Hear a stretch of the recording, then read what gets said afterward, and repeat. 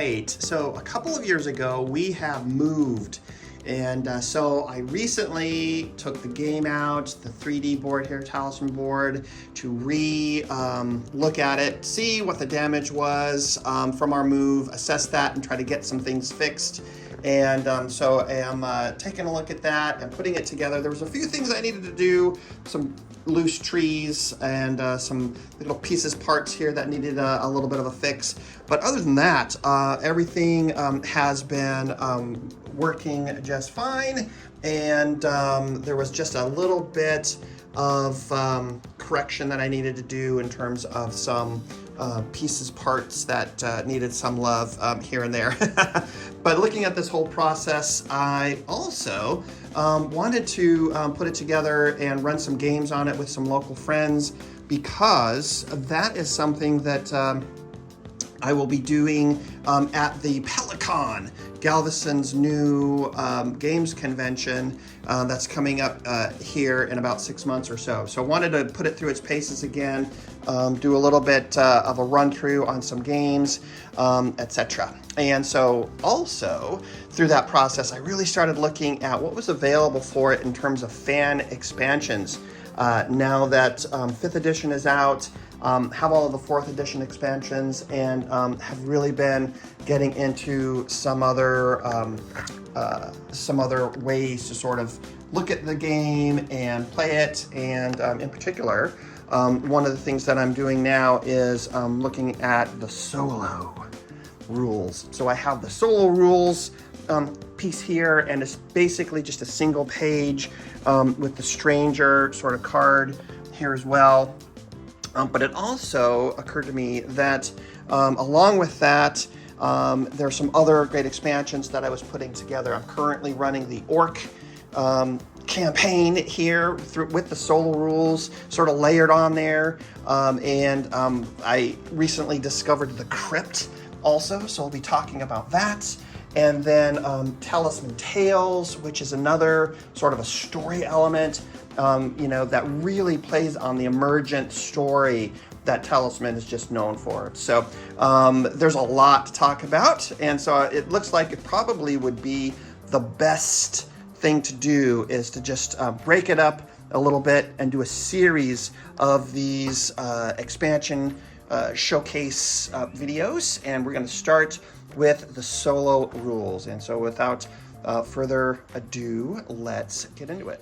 So let's talk about Talisman solo rules. I know that I have been looking at viable solo options for quite a while, and of course you can play two characters against each other, right? Left hand versus right hand kind of a scenario, if you will. But I have found these Talisman solo rules on talismanisland.com, and I'll put a link in the description for all of these expansions that you can go there and hopefully download your own pieces. This is just a single page right here, and it comes with the stranger card here, which has a reminder for some of the rules on it right there. So the way that this works, and if you have the Harbinger expansion, you can use that as your miniature and move that one around the board. And so basically, I don't think that this concept of the mechanics that this one uses in terms of using the stranger as a timer is new, and that seems to have been one of the more common aspects of solo rules I've seen for Talisman. But in this regard, this is going to work really great. So because what this expansion also does is add in some spell cards, right? Some offensive spell cards, and you have an option or an ability to be casting these spells at the player, which I love that aspect of it.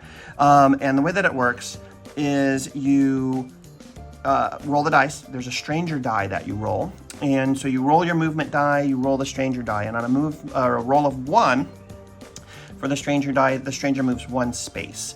And here, depending on where you start, so you would roll a dice at the beginning and start the stranger at the graveyard, chapel, village, ruin, city, tavern, etc. And you can make it harder or easier by, of course, starting them anywhere along that path closer to access to the Crown of Command, right? So you would start there, you roll a 1. If you roll a 1, then the stranger moves 1 space. On a roll of 2, 3, 4, or 5, nothing happens. Stranger stays put, and then you, as the character, can continue to move around, develop your character with skills and gathering followers and equipment and gold to advance your character and hopefully getting to the Crown of Command first to win the game. You can also attempt to land on the stranger on the board, and then you can attack it either with craft or with strength. And if you defeat the stranger, then you would push it back 1, essentially buying you more time, right? So that is sort of the aspect here. Now, if you roll a 6, right, that's where the spells come into effect. So then you would draw a spell, and you would acquire the spell on the first 6. And then you continue with the game, right? On the next turn, you roll. The next time you roll a 6, then if the stranger has any spells in their possession, they would then be able to cast that spell. So then you just flip it and cast the spell. Mesmerism, right? Cast at the start of your turn before you move. Take 1 follower of your choice. So you would just take that follower and discard it, right? From the player character. So I think that particular aspect, I just love it. Adds just kind of a whole new sort of aspect in the way that the stranger can affect you. Now, so in taking a look at this, right, so that is fine. If you wanted to just play with this expansion as is, there's plenty there for you to have a great time, I feel like. So one of the other things that I discovered, though, right, is that I have been looking at other expansions, right, the orcs. And so now there is an orc horde, right, that's attacking the board, and so there's a whole separate set of orc cards in an orc deck. There's orc warlords, which you can see represented here, which would get populated on the board in different locations, and then the orc horde starts to show up and take effect and overrun the land.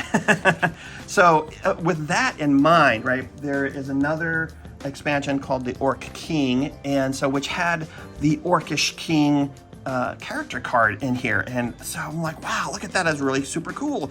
So what I've discovered is working is to you're still utilizing the ability of the stranger to roll and move 1 on a roll of 1, right, and then acquire spells, right? But additionally, what I think is really cool, and what I'm doing here with the Orc expansion, is to add the Orcish King as the stranger. And so I went ahead and picked up a miniature, and I think you can see him there, and did a sort of just a quick 20-30 minute little paint job on the guy here to kind of be accessible for the table. I think that's going to work. And so this little guy will be moving around the board now. And in addition to his ability to gain spells now, he will also have his other abilities here that it talks about, experiencing Dragon Rage or the Rage effect. And here it is, right? So if you attack him and you trigger that rage effect, that could be another just sort of cog in the machine of the solo game that's going to add to your emergent story. And this character has a life of 5, so you can attempt to show up, attack him, and push him back 1, also remove a life. You end up killing the character, then of course you would win the game. You wouldn't need to necessarily make it to the Crown of Command. At least that's sort of my thought processes currently. Also, you'll notice this guy doesn't have any craft at all. And so encountering him means that you are only doing strength battle like that, right? So there's that. So right now I'm in the middle of playing the Orc expansion. I'll be talking more about that in another video. But here's that. And it also occurred to me that there is a Skaven expansion. And here you have a Skaven Swarm character, right? That you could now have Skaven, Ratkin running rampant through the Talisman land through this other expansion. I will probably be printing that out and printing those cards and having an additional sort of similar experience with orcs, but this time it's with the Skaven, right? There is the Ice Queen expansion, and this is a separate expansion from the sanctioned official Ice Queen expansion. So in this particular one, you can still use the Ice Queen stats, right, from the main official sort of Ice Queen expansion. And additionally, the Ice Queen will be affected with her abilities immediately to you, right? So if you draw a card and it has and you're using the Ice March or the Frost March, right, expansion, and you draw that card that has a Frost March icon on it, the Queen's gonna come to you right away. You're gonna be doing battle.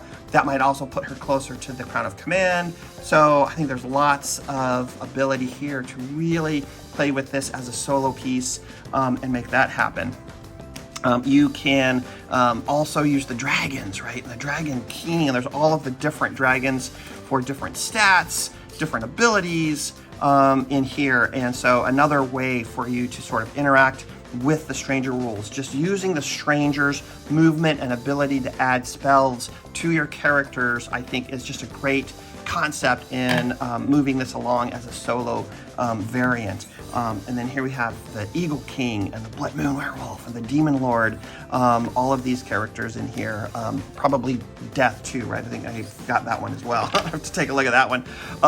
And then of course, you can always map the endings, right, to different ways and things that you're playing with it in terms of solo. So I just was blown away with the this Talisman solo rules as a scaffolding to kind of build onto additional content, additional character cards, and ways to kind of use it as a solo. So I'd love to hear your thoughts on this one, and we'll be visiting some other expansions and talking about those. I'm getting more excited about it as I continue, and love to hear from you. Talk to you soon.